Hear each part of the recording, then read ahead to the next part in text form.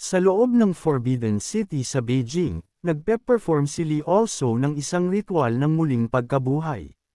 Ginagawa niya yun dahil dati siyang eunuch sa Imperial Court, isa sa mga pinakamakapangyarihang opisyal na halos gawing puppet ang Ming Emperor.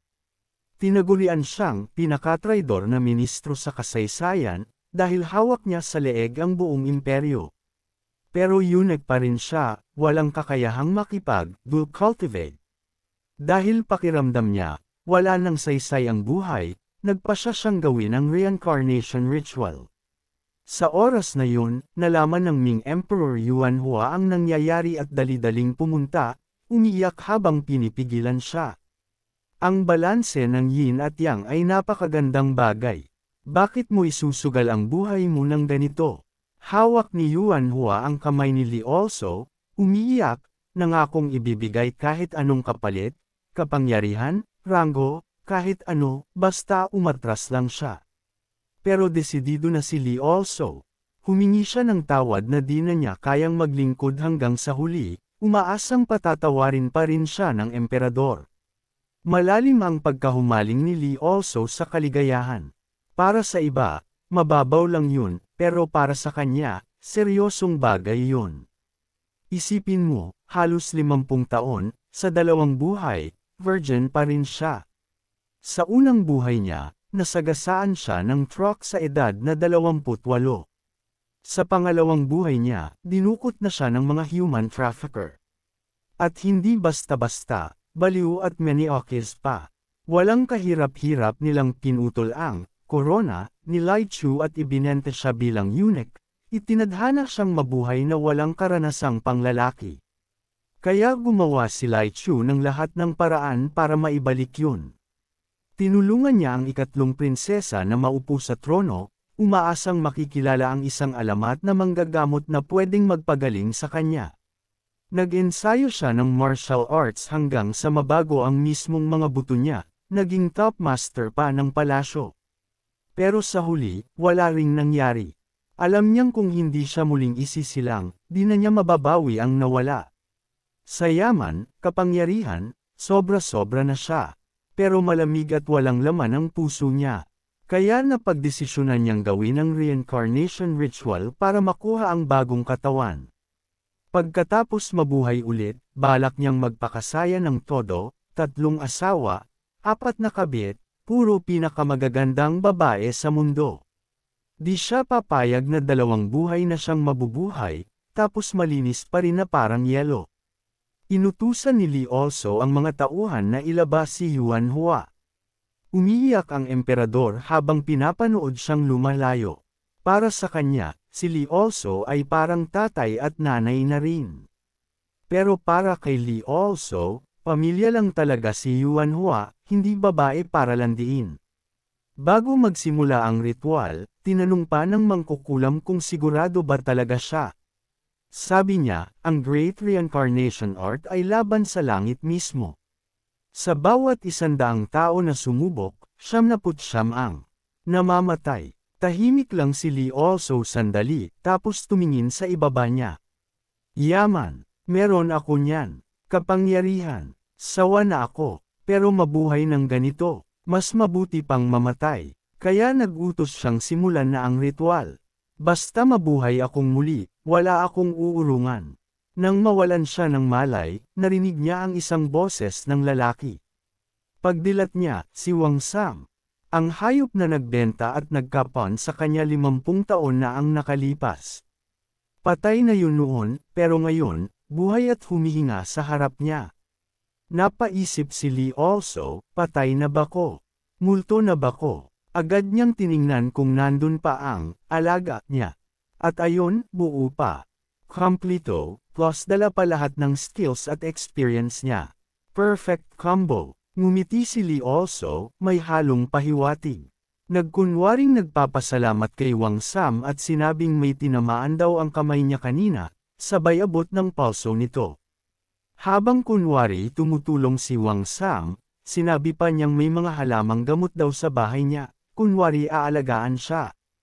Pero ngumisi lang si Li Also.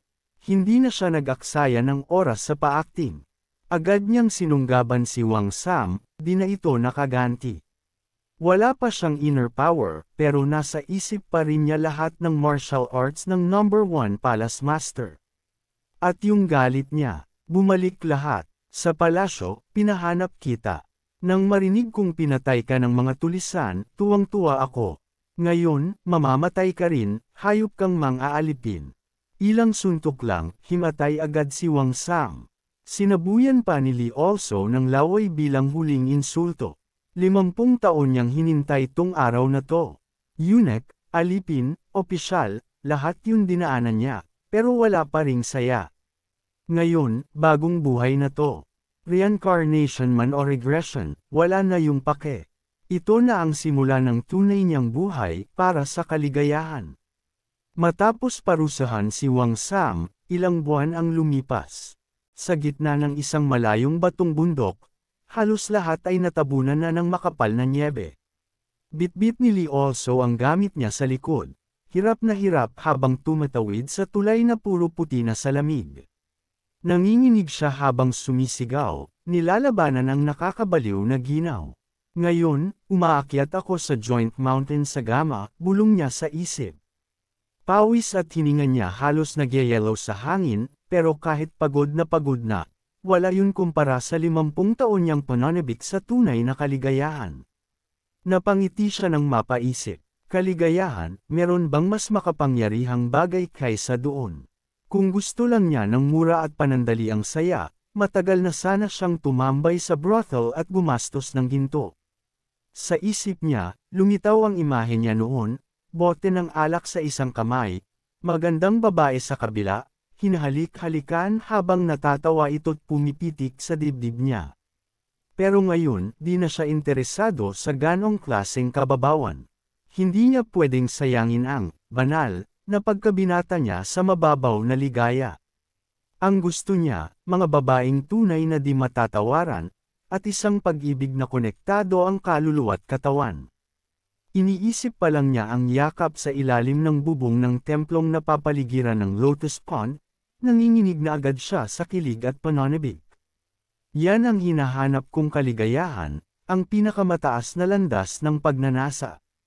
Na-imagine niya ang sarili niya nakatayo sa tuktok ng bato, nakaharap sa araw, habang napapalibutan ng daan-daang magagandang babae, may tumutugtog, may sumasayaw, may tumatawa.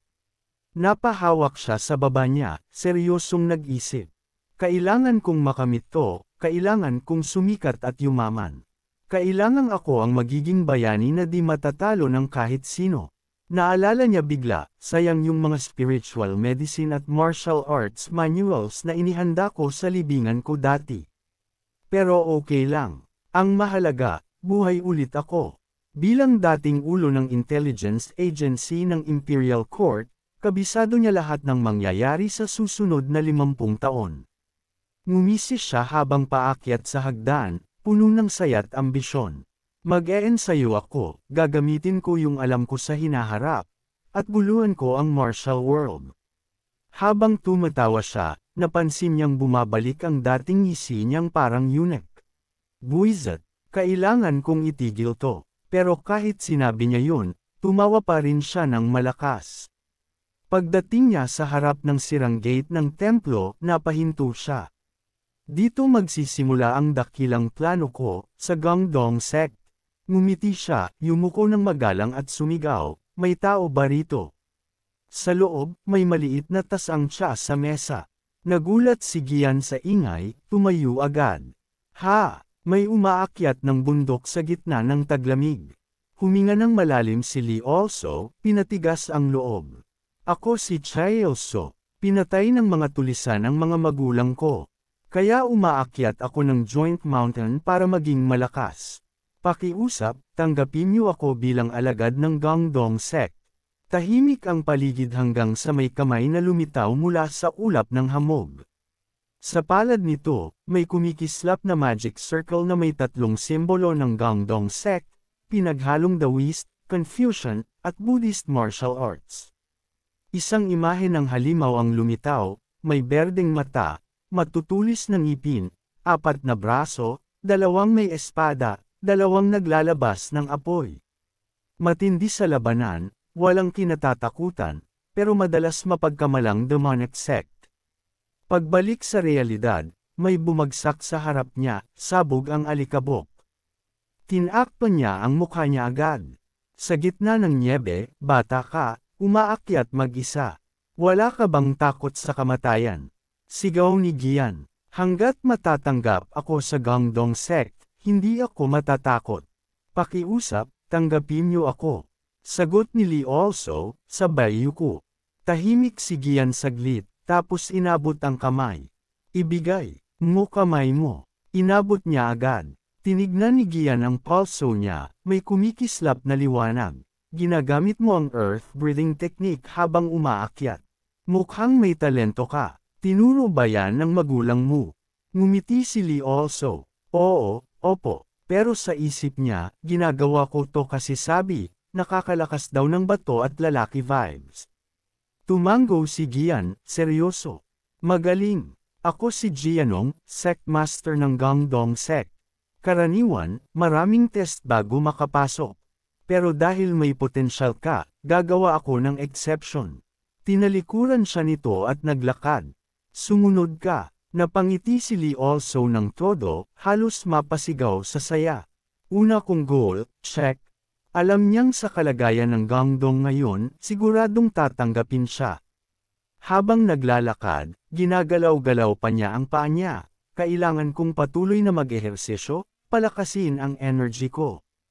Pagpasok nila sa loob, nanlaki ang mata ni Lee also. Grabe, masira pa pala to kaysa sa inakala ko. Wala nang matino. Alam niyang isa sa siyam na dakilang sekta noon ang Gangdong, pero halos nabura sila sa gyera laban sa mga demonyo 50 taon na ang nakalipas. Ngayon, nakikita na niya mismo kung gaano kalala ang pinsala. Bago kita turuan ng mga patakaran, ipakikilala ko muna sa iyo ang senior mo, ang pinakamatandang disipulo ng sect, sabi ni Gian.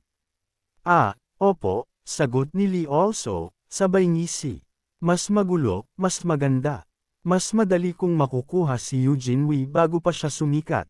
Pagdating nila sa bulwagan, itinuro siya ni Gian. Eugene Wei, ito ang bago mong junior brother, si Lee also. Biglang hamampas ang malamig na hangin. Lumipad ang nyebe paikat sa kanila, parang buhawi. Pumikit si Lee also, tinakpan ang mukha niya. Pagmulat niya, may babaeng lumapag sa harap nila, magaan, elegante, parang bumaba ang nyebe kasama niya. Ngumiti ito, nice to meet you, junior brother. Ako si Eugene Wei. Napatulala si Lee also. Buwisit, ang gwapo, nanigas buong katawan niya, nakanganga. Sa nakaraang buhay niya, akala niya lalaki si Eugene, kasi laging may suot na sombrero. Ngayon, malinaw, babae ito, at sobrang ganda pa. Biglang sumama ang loob niya. Kung ganito kaganda yung mga karibal ko, yari na ko. Junior brother, okay ka lang. Mukhang namumutla ka, tanong ni Eugene. Ah, wala, ayos lang. Sagot niya agad. Ngumiti ito. Wala nang pormalan. Magkapatid tayo sa sect ngayon. Inabot ni Eugene ang kamay niya. Nanginginig si Lee also, nagdasal sa isip, Diyos ko, sana lalaki talaga to. Kahit 3 centimeters lang, please. Ngumiti si Eugene, hinawakan ang pulso niya, at hinayla siya. Tara, may ipapakita ako sa'yo. Nagulat si Lee also. Ha? Saan? Ah, hinayla na siya ni Eugene, halos madapas sa bilis. Sandali. Ayoko ng physical contact sa mga lalaki. Sigaw niya, sabay bitaw. Nagulat si Eugene, lumaki ang mata. Na-realize ni Lee also agad kung gaano siya kabastos. Sorry po. Ako po ang may mali.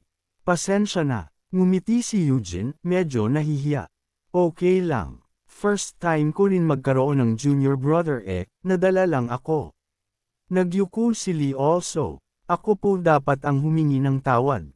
Patawarin niyo po ako, senior brother. Tahimik lang si Eugene, medyo awkward. Sa labas, patuloy ang pagbagsak ng nyebe. Tahimik na nakatingin si Gian sa malayo. Kahit malamig pa, matatapos din ang taglamig sa Joint Mountain. Sana maging magkaibigan si Lee also at Eugene Wee. Naalala niya ang araw nang matagpuan niya si Eugene, isang ulilang batang babae na nagtago ng kasarian para makapasok sa mundo ng martial arts. Tinuruan niya itong mabuhay sa mundo ng mga lalaki, at ngayon, sa pakikisalamuha kay Lee also, sana matutunan niyang mag-ingat, at manatiling lihim ang tunay niyang pagkatao. Isang payat na binata, nakahiga ng nakapikit sa manipis na light blue na banig. Dapat sana ay hindi malilimutan ang unang araw niya sa Gangdong sect. Pagdilat niya, tulala lang siyang nakatingin sa kisame. 2 oras na ang lumipas, balisa pa rin, hindi makatulog. Bulong ni Lee also, inip at naiinis. Dahil lahat to kay Eugene Wee, yung buwisit na yon, balik tayo kalahating araw ang nakalipas. Yumuko siya. Simula ngayon, alagaan niyo po ako, senior brother. Yumuko rin si Eugene Wee. Ako rin. Pasensya na kung natakot kita, mahina niyang sabi, magkakrus ang mga kamay. Kahit sira-sira na tong lugar at dinagaya dati ang karangyan, gusto ko pa ring ipasyal ka kahit konti. Sa isip niya'y sumulpat ang tanawin, magagandang bahay na asol ang bubong sa paanan ng bundok, kasabay ng boses nito. Kahit nagkaroon ng malagim na massacre 50 taon na ang nakalipas, nakatayo pa rin ang Kunyuan Palace kung saan naninirahan ang sect master at ang Asher Cloud Pavilion kung saan tumitira ang mga disipulo. Nakangiti si Eugene Wee, bahagyang pilit, habang tinitingnan ang mga natirang guho. Hindi pa patay ang Gangdong sect. Nagpatuloy siya, gusto kong maintindihan yan ni junior brother. Pagkarinig nito, natahimik lang si Lee also. Noong 50 taon na ang nakalipas, doon nagsimula ang pagbagsak ng Gangdong sect sa digmaan ng righteous at demonic. Isang malaking mansyon ang nilamon ng apoy, na mula ang langit, nagkalat ang bangkay. Walang inaasahan noon na lilibutan ng demonic sect ang Mount Clan at didiretso sa Gangdong, ang pinakamalakas sa lahat ng sekta. Ang pakay ni Eugene Wee sa pagkwento ng kasaysayan ng lugar na to. Nakatayo siya sa harap ko, humahampas ang hangin sa buhok niya. Naintindihan ko, sabi ni Lee also sa puso niya. Gets ko, sabay sabi niya ng mahina. Pero huwag ka na lang biglang lumalapit sa akin ng ganyan, medyo nerbyoso ako. Sige, mahiyain ang boses ni Eugene Wee, bahagyang nakayuko ang ulo. Tinitigan niya ito, iwas tingin ng mahiyain itong mga mata. Ha, ganito pala ka-embarrassed si senior brother. Siguro huwag na kung sobrang istrikto. Nang makita yun, lumapit si Lee also kay Eugene Wee at sinabi, nagkakamali naman lahat. Huwag mong dibdibin. Pinalma niya, kung ikaw ang magkukwento ng history ng Gangdong sect, senior brother, gusto kong pakinggan. Nakatayo siya sa harap nito, kaya napatingin ito sa kanya. Ngumiti si Eugene Wee, at parang okay na ang lahat. Sa isip ni Lee also, ngumisi siya. Kapag kaedad mo lang, madali lang bolahin, sabihin mo lang yung gusto nilang marinig. May isang bagay lang akong di naisip. Biglang, masayang isinampay ni Eugene Wee ang braso niya sa balikat ni Lee also. Na out of guard si Lee also, di agad nakariyak. Tara, sabi nito, sabik na sabik. Pero, nakasimangot na ngayon si Lee also, namumula ang mukha sa inis. Hindi ko inasahang bigla na lang sasampa sakin si Eugene Wee. Hindi mapigilan ang inis, napabulong siya. May sigaw na kumawala sa langit. Ay, kasalanan ko, tarantang sabi ni Eugene Wee, sorry, junior brother. Sa isang maliit na kwarto, may inihagis na parihabang bato sa pader, malakas ang kalabog. Gusto ko lang yakapin o akbayan ng mga babaeng walang kapantay. Malakas na boses ang umalangaw-ngaw. Umupo si Lee also, nag-aalab ang mata sa galit. Halos 50 taon na niyang binantayan ang puri niya, muntik nang mawala lahat. Sumabay pa roon ang mga kwento tungkol sa kabila. Sino ba si Eugene Wee? Bihirang prodigy ng Gangdong sect, henyo sa mga henyo. Isang lalaking malaki ang sombrero na tinatakpan ng mukha, may hawak na espada na naglalagablab, nakatayo sa harap ng karamihan. Kahit pinag-aagawan siya ng mga babae sa martial world, kalmado lang. Siya, tutok sa muling pagbuhay ng Gangdong sect. Bibo, mabait, at gwapo, napaluhod si Li Chi also sa pagkainis, kumislot ang mata. Pero lumalayo sa mga babae. Paano di ka magtataka? Bulong niya. Hinawakan niya ng madiin ang kumot, parang pinipigil ang inis. Sabi ng mundo, mas mahal niya ang martial arts kaysa sa babae. Pero nang makilala ko siya, naintindihan ko. Yumuko si Lee also, nanlalaki ang mata, nakakagat ang ngipin. Si Eugene Wee, malamang mahilig sa lalaki. Siguradong sigurado siya. Naalala niya noon, hawak ang pamaypay, nakasilip sa likod ng malaking poste, pinanood ang isang sweet na eksena sa harap niya. Noong eunuch days ko, may mga nakita akong kahit wala na ang pagkalalaki, may backdoor pa rin at ibang paraan ng kaligayahan. Namukol ang ugat sa sentido niya, nag-iinit ang mata sa inis. Bakit kailangan ko pang masilayan to? Sigaw niya sa isip, pero hindi ako para sa lalaki. Sabi ni Lee also habang ibinababa ang pantalon. Pinaghirapan kong ingatan to, at gusto ko na talagang gamitin. Buwisit. Pero nang makita niya sa loob, namutla ang mukha niya. Bakit parang tuod si Bunso ngayon? Hindi sapat ang kagels. Baka oras na para mag-julking. Gumawa ng isang hand gesture si Lee also, iniisip, Eugene He. Sorry, pero magiging number 1 god of lust ako. Wala akong backdoor para sayo. Sa isip na yun, ipinasok niya ang kamay sa pantalon. Bigla siyang napasigaw ng walang tunog sa ilalim ng malawak na gabing langit. Ang buwan ay kumikislap sa pagitan ng ulap. May buntong hiningang nagsalita. Ang sikip. Bakit ba ako ganito? Nagmuni-muni si Eugene Wee bago nagsalita. Tapos namula at sabi, sa unang araw pa lang, 2 beses na akong nakapagkamali kay junior brother. Yumuko si Eugene Wee, pabulong, masyado lang talaga akong na-excite na magkaroon ng dagdag na pamilya, pero dapat ako ang maging mabuting halimbawa sa junior brother ko. Sumulpot sa isip niya ang imahe ni Liu noong isang araw. Kung history ng Gangdong sect na ikaw ang magsasabi, senior brother, gusto kong marinig. Isinuot niya ang robe. Kahit nagsisisi siya, naiilang at namumula pa rin siya kapag naaalala to. Kahit nagulat at nainis siya, inalala pa rin ako ng junior brother at sinubukang magsabi ng magagandang salita. Pinisil ni Eugene Wee ang kamao niya. Gusto kong mapalapit kay Liu, ganito pala ang may kapatid. Napangiti siya mag-isa. Sa susunod, gusto kong maging close enough para maakbayan ko siya. Kumislap ang mata niya sa tuwa. Dahan daw ang sumikat ang umaga. Tapos na, sabi ni Liu. Kamakabid sa malaking kaldero. Ayan, malinis na lahat. Ilang minuto pa, naitabi na niya ang malaking itim na palayok at nakahawak sa bewang, pasimangot. Tulad ng hinala ko, sobrang hirap. Buntong hininga siya, parang bibigay na tungkusina. Nakunat ang noo niya, iniisip, sa antas ko, nakakahiya to. Pero kung gusto kong maging world-renowned hero na may 3 asawa at 4 na kabit, kailangan kong makuha ang loob ng sectmaster at ni senior brother. May hawak siyang maliit na bagay. Sa ganong kaso, kumislap ang mata ni Liu Su sa determinasyon.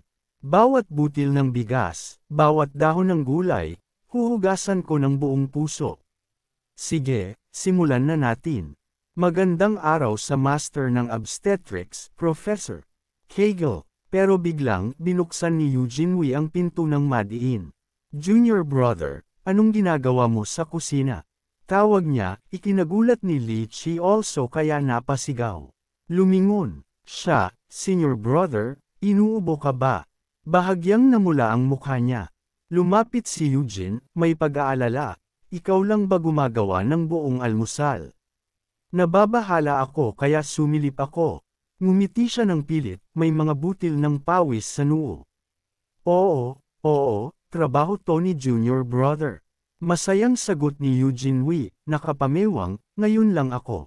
Nakakita ng kasing bilis at kayang-kaya tulad mo. Ang bait mo. Oo, yutol niya, naglulandag ang isip. Kahit ganitong oras, sobrang gwapo pa rin niya. Pamatay sa gwapo. Kung may kalahati lang sana ako ng hitsura niya, di na sana ako nahihirapan ng ganito. Bulong niya, saka sabi, dahil ulila ako mula bata at ang dami kong pinagdaanan, maaga akong tumano. Pasensya na kung nakakaasiwa na nagtrabaho ako nang hindi nagtatanong. Agad siyang nagpaliwanag, hindi ako naninisi. Ulila rin ako gaya mo. Kaya siguro parang may koneksyon ako sa'yo. Ang ibig kong sabihin, gusto ko yung pagiging mature mo. Mukhang pagod ang ekspresyon ni Lee also. Bakit bang mula kahapon, puro sorry ng sorry tong tao? Gusto ba niyang isipin ng mundo na madali siyang apihin? Isip niya, tapos sagot kay Eugene Wee, oo. Sunod. Hayaan mong tumulong ako. Magaling din ako mamili ng gulay, sabi ni Eugene habang lumalapit. Nagulat si Lee also at umatras ng kaunti. Dapat ako gumagawa nito bilang senior brother. Kaiyahiya naman kung si junior lang ang magtatrabaho, di ba? Nanlaki ang brown na mata niya sa gulat. Ang taong to, tunay na iniintindi ang junior niya. Naalala niya na balang araw, si Sword Saint Eugene Wee ay magkakaroon ng junior sister, hindi junior brother. Isang ganda na itinuturing na number 1 flower ng righteous path. Isang dalagang kasing ganda ng bulaklak, may malaking sombrero, mahahabang puting buhok na maayos na tirentas. Pero future pa yun. Sa ngayon, si Lee also lang ang kaedad ni Eugene. Inisip ni Lee also, kung iisipin kong masaya kasama si Eugene Wee, ayos lang makisama sandali. Sa huli, tinanggap niya ang tulong nito. Kung tutulong si senior brother, sandali lang po. Kukuha lang ako ng tubig para maghugas ng kamay. Sabi ni Lee also habang nagtaas ng manggas. Masayang, sagot ni Eugene Wee, sige.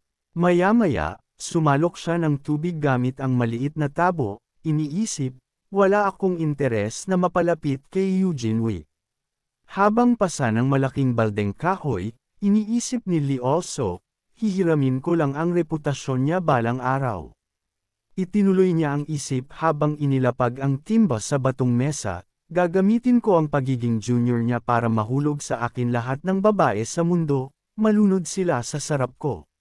Biglang, may maliliit na kahoy na pumutok, ilang segundo lang, gumalaw ang malaking palayok, parang malalaglag.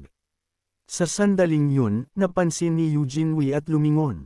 Sumigaw siya, junior brother, delikado. Sabay bagsak ang wooden rack at ang itim na palayok papunta kay Liwal Alo.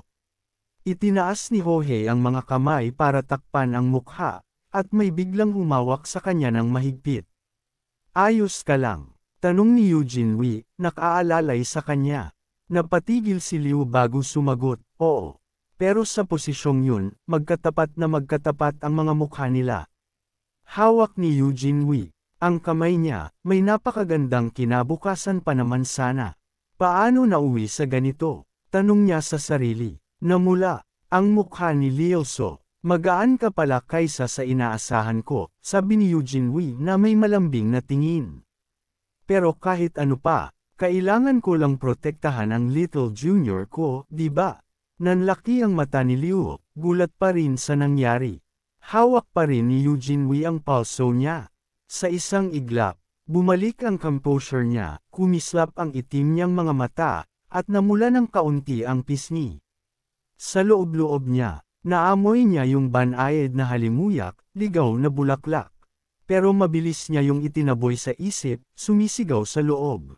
Hindi. Nagtagpo ang takot niyang tingin at ang kay Eugene Wee, isang kamay na kasuporta sa bewang niya, yung isa hawak pa rin ang kamay niya. Biglang sigaw ni Lee. Also, senior brother, saan mo ba eksaktong hinahawakan niyang kamay mo? Nahila rin si Eugene sa emosyon, napaiyak sigaw. Nang taranta, sorry, junior brother. Pagkatapos ng maingay na eksenang yun, nagkahiwalay sila agad. Kinuha niya ang batok, pulang-pula ang pisngi. At paliwanag ng kabado, hindi ko sinasadya. Huwag mo akong pagdudahan. Mas nanginginig pa siya kaysa kay Lee. Tumindig ang balahibo nito. Pagdudahan ano? Tigilan mo yang pamumula, lalo lang nakakailang. Nagkakamay pa siya sa taranta.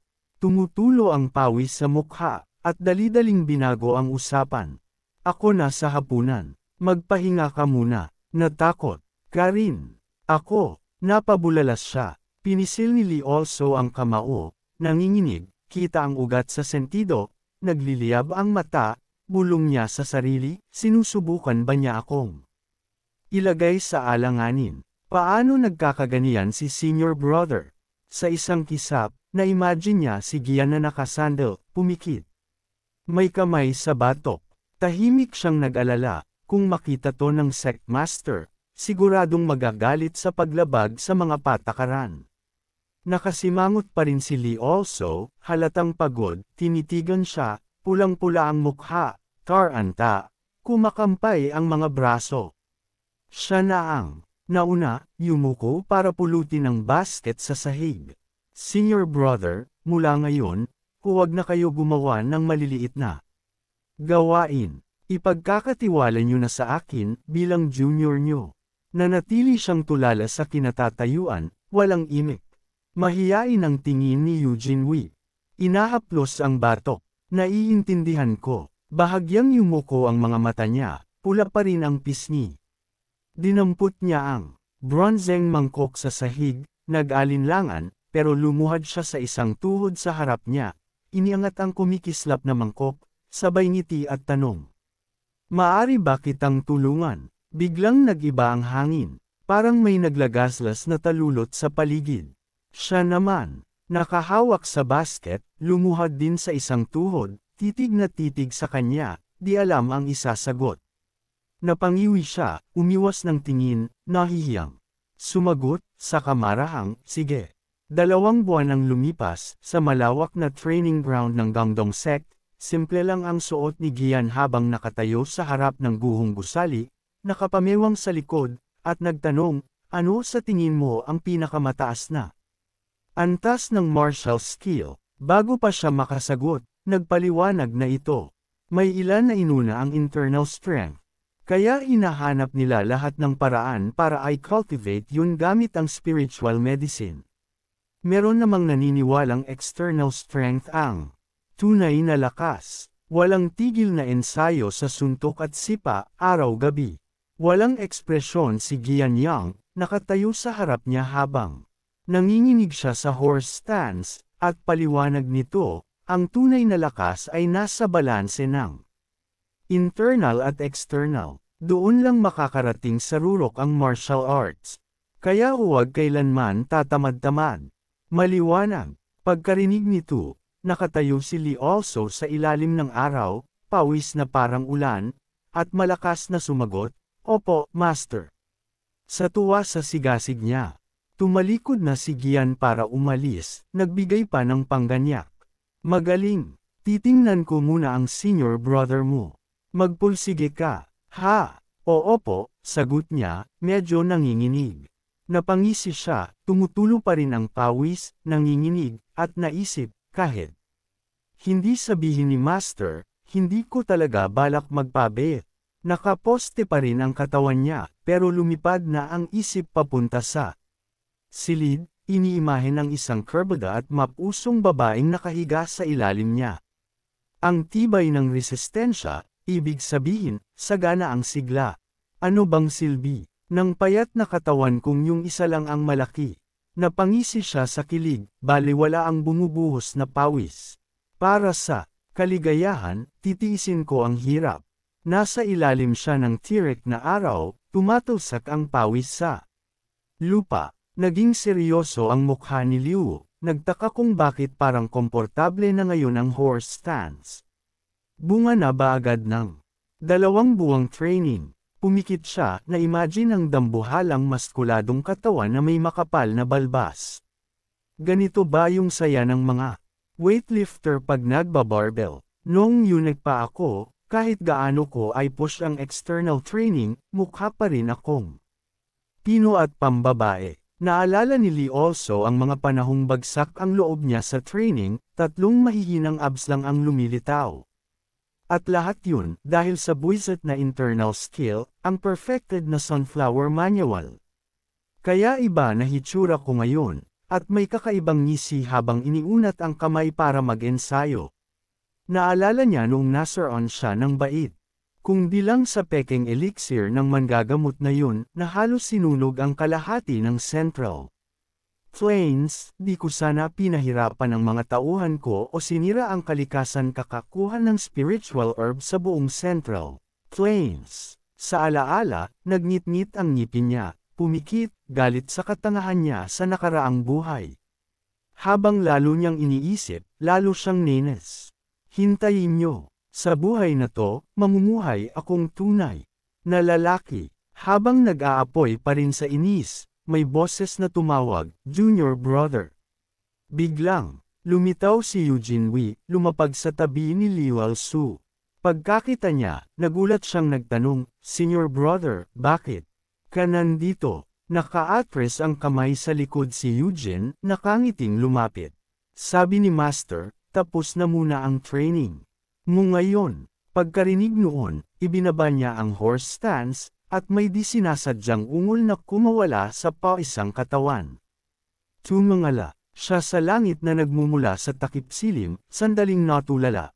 Ganito na baka bilis, pero agad din siyang tumuwid, seryoso ang mukha, nag-isip, hindi sapat. Kailangan ko ng matibay, maskuladong katawan sa lalong madaling panahon. Pero ang oras, sobrang bilis. Pinanood niya itong nakamuso sa pag-iisip, medyo napailing si Eugene, na tahimik, walang masabi. Gabi sa Joint Mountain, sa gubat kung saan may guhong bahay. Isang maliit na anino ang bumagsak ng mabigat sa lupa. Siya si Lai Chu, nakapamaywang. Kumpiyansa siyang naisip, kung kulang pa, mag-eensayo ako ng palihim. Yumuko siya, bumaon ang paa sa lupa. Kung gusto ko ng walang humpay na stamina para sa ligayang makamundo, kailangan kong palakasin ang katawan. Bago ang training, magaan munang pag-iinit, nag-iisip. Ang iniintindi ko lang, si Master, dahil bata pa ko, sobrang gone ng binigay niyang programa. Kapag nalaman niyang nagdadagdag ako, tiyak na pagbabawalan niya. Pagkatapos magpainit, tumakbo siya ng puno ng determinasyon. Pero hindi ko pwedeng pabayaan ang night movement. Footwork.